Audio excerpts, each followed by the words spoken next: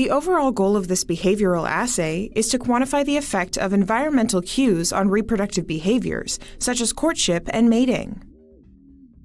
This method can help answer key questions in the fields of behavioral biology and neurogenetics, such as the influence of genetic and environmental factors on reproductive behaviors and the mechanisms that modulate those behaviors.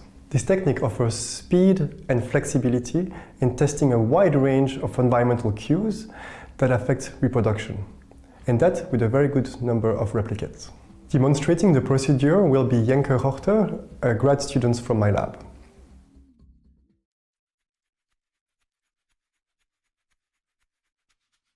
Begin the experiment by preparing 1 liter of rich fly medium. Pour 1 liter of tap water in a 2-liter glass beaker with a magnetic stir bar and put the beaker on a magnetic hot plate.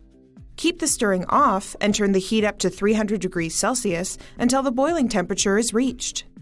Turn on the stirring to 500 RPM and add the ingredients to the boiling water.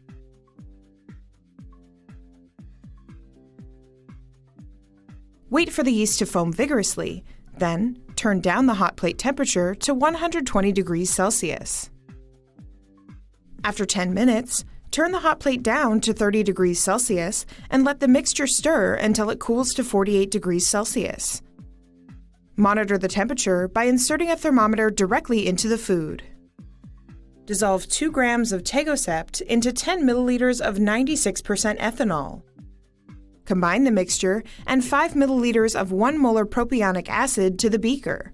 Stir for 3 minutes.